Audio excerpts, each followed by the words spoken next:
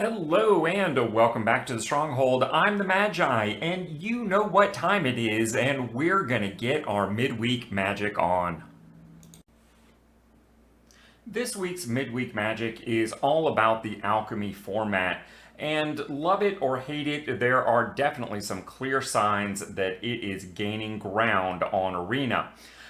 Today we're going to talk about that as well as some strategies and approaches to this event to get you through it as painlessly as possible, especially for those of you that maybe aren't super into Alchemy. But before we get into all that, allow me to do the awkward thing and promote the channel. A while back, one of my viewers was kind enough to point out that we are the only channel putting out timely midweek magic content. So be sure to subscribe right here at the Planeswalker Stronghold for all of your future midweek magic needs, because we will be bringing you a deck list or strategy every single week. So what do you say we put all this aside and just get to that?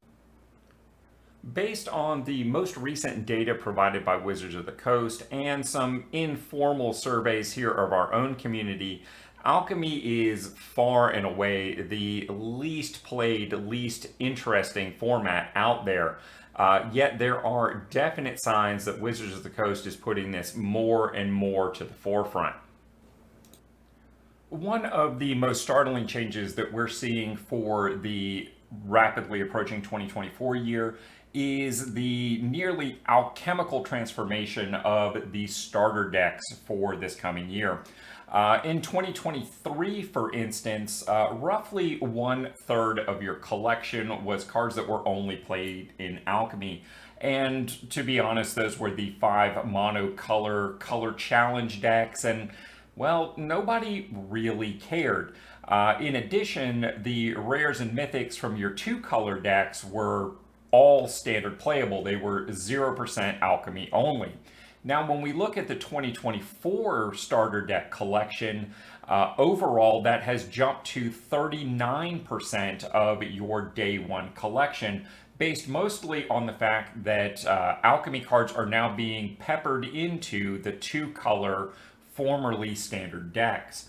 And overall, now 46% of the higher rarities, your rares, your mythics, that a day one player has are playable only in Alchemy.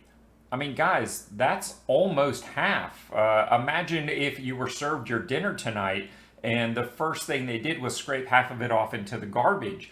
I mean, not 100% fair comparison, but I think it paints a picture. And when it comes to representation of free packs to recent players, the Alchemy to the forefront trend really continues. A new player that knew about all the older redemption codes that Arena doesn't directly tell you about, you can search up comprehensive codes right here on Planeswalker Stronghold for all that information, by the way. You would end up with 18 standard packs, 24 Alchemy packs, and 21 Eternal only format packs, which means that you're about 29% standard packs and 38% Alchemy and about 33% on Eternal only. If you didn't know about all of those retention codes, Alchemy is then represented nearly 2-to-1 over standard, and of course the Eternal format packs would not be represented at all. 2-to-1 is a very big push on Alchemy, in my opinion. So then my question for Mr. Kurtz is, if Alchemy is, as you can be quoted as saying, doing pretty well, why is Wizards of the Coast and the Arena client development team actively shoving it down players' throats? What about the player that came to Arena because they want to play more standard, but now finds that very difficult at the least to do as they're starting out? Isn't there any concern about maybe putting a bad taste in someone's mouth? From here forward, I'm not going to talk about the Alchemy as a concept anymore. Now we're going to talk solely about this midweek Magic event and some different approaches and decks that you are going to want to consider from a wide variety, but mostly from the perspective of people that maybe aren't terribly vested in Alchemy just yet. But anyway, as I was saying, the last deck that is typically the loser is the Orzhov White-Black. And I did actually predict that this was going to be a Phyrexia-based deck. And I think it's pretty good. Based on the card pool that I've seen in the other decks, there's not a lot of other Phyrexians that we can add in here. But again, this is not necessarily the final build that we're going to see here. Inclusions like Ossification, even the Exarch is pretty good for your general collection here. March Toward Perfection is actually one of the Alchemy inclusions that I don't necessarily hate, because this does make this deck so much better in Alchemy. In fact, I would probably run a third and fourth copy, particularly for Alchemy Artisan. It's just really devastating. All in all, things like Phyrexian Arena, just really great. Yawgmoth himself is up in there. And the Processor is okay. Grafted Butcher is a phenomenal card for this deck. Really, I think this is pretty close to tier 1. I'm not sure, obviously, exactly what the final version is going to be, but this is one of those decks that should be on your radar. My guess is that we make pretty quick work here of the competition, and we want to submit deck. I'm not sure why it flubs like that sometime, but it's probably me. Let's just be honest, right? Another quick matchup. I always like that when it comes to a midweek Magic. And I mean, I don't love that I only have the one white source, but I think this is keepable.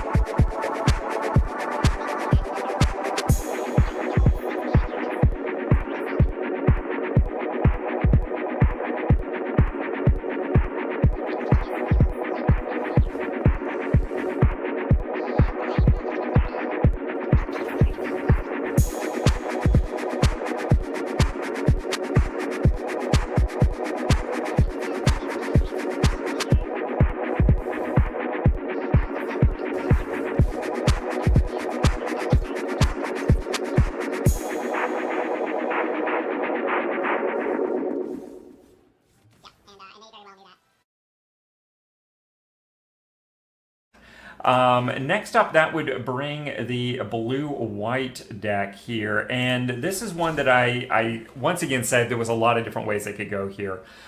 They could do soldiers, they could do knights. They could do flyers. And really, they ended up doing a little bit of the two, which was kind of what I expected. The blue, white soldiers and flyers build is kind of what we get here. Although it's not particularly strong in the flyers, but that's kind of what you expect. Inclusion of things like Mirel is absolutely awesome. Siege Veteran is another absolute ridiculous choice. Valiant Veteran, really, really good. Resolute Reinforcements. Only 2 lay down arms, but I mean, hey, you can't expect them to give us a complete playset. I get it. Including Rescue Retriever, a card that was only supposed to be available if you bought the Mastery Pass as part of the new player experience, is again a little bit of a slap in the face to people who did buy the Mastery Pass, because, well, everybody else now gets a copy of that card even though they didn't spend wild cards, etc., etc. Elspeth's Command is another card that does really well in here, but it's Alchemy, so it is what it is. And Harbin, Vanguard Aviator, is kind of what gives this the skies. Fortified Beach as the inclusion of the rare land. This kind of touches on that mixing of the rare dual lands once again, and the fact that this is really only playable in soldiers is kind of a disadvantage to anyone who wanted to build a different blue-white deck, because you didn't give them a dual land that's useful in that, at least not at the rare slot. I think we saw Patchwork Resolute as just a ridiculous card in this deck. So I hate to say this because it has been an absolute death knell pretty much every time I've said it, but this should be one of the better decks. And let's see if we can make some quick work of what's going on here.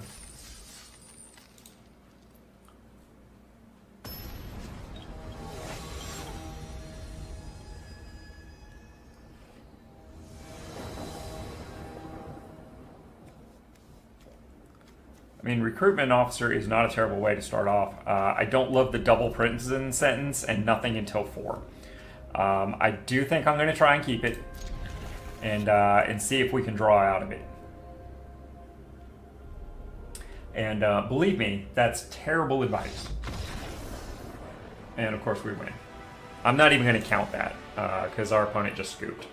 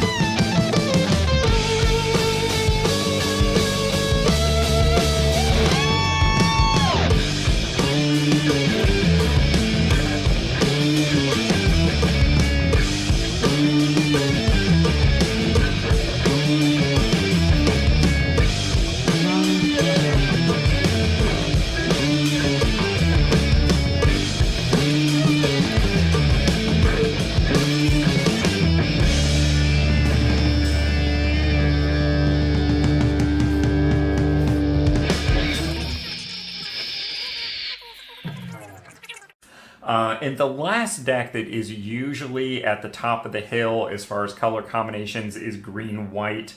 I predicted that this deck was going to be a very heavy +1/+1 counter theme, and clearly it is. I did expect it to have a little bit more of an artifact sub-theme, and they kind of went a little different direction, but all in all, it's right there.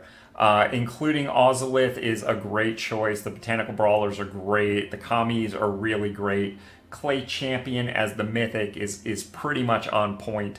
My guess is this deck is, if not in the top 3, it might actually be the #1 deck for the year. Everything in this synergizes. It's all really, really straightforward and very good.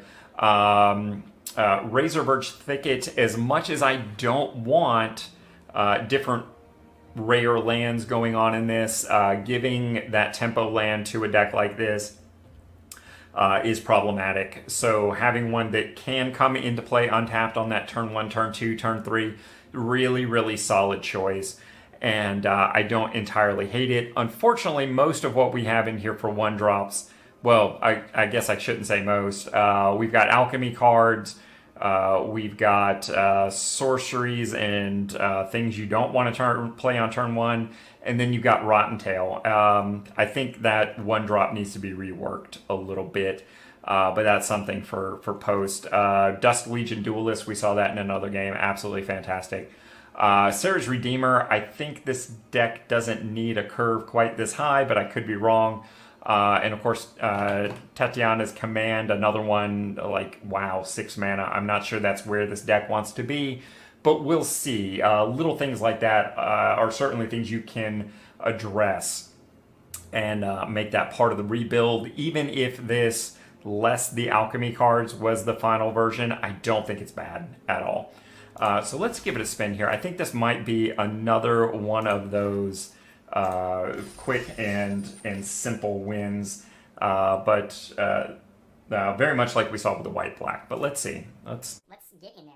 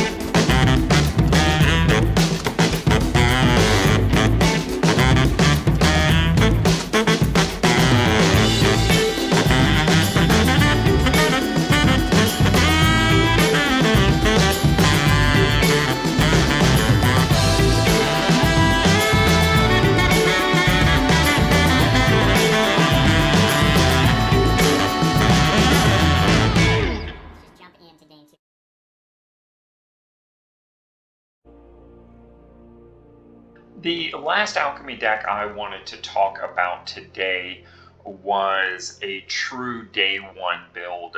If I have done this right, all of the cards should be available to you as parts of your new player experience starter deck collection pretty much from day one. And it's really just a very simple mono white aggro deck. We've got some synergies here between Hollowed Priest. It gets bigger when you gain life, and thing like an Impassioned Orator that grants or gains you life every time a creature enters play. Just generally good stuff. You've got your Ambush Paratrooper in there to pump your team. You've got some top-end things to create a little mayhem on the field, like Clay Champion, Leonin War Leader, and Myrel, and of course Sarah Redeemer in there as well. and a pretty nice general removal package with things like Elspeth's Smite, Lay Down Arms, and Ossification, which I really just think it needs to be Awesomeification. Although now that I say that out loud, it's pretty difficult. You've also got things like Citizen's Arrest and Static Net to just deal with a lot of problems and let your creatures do the work for you. And to that end, you've got a good smattering of low-end creatures with Benetless Knight that will make your next creature bigger, Charmed Stray, which gets bigger the more of them you happen across. Recruitment Officer, which, as the name implies, will allow you to search up soldiers later in the game. Although, to be honest, this particular build, the only thing you'd really be after is the Myrel. And a Survivor of Corliss is a nice thing to maybe put counters on and make that first strike more relevant. This is the deck that I am recommending for those very new players that are coming on this time of year, and the deck list that is linked and featured for this week. And hey, just in case you didn't catch all that, Matt would like you to know that the deck list that we discussed in this video is going to have a link down in the doobly-doo to take you over to EtherHub, along with a link to any other alternative lists that you might wish to consider. He only asks that you give it a little thumbs up when you're over there checking out the deck list. And I plan on live playing this event on Wednesday at 11 a.m. over on my Twitch channel. So definitely stop in and check it out.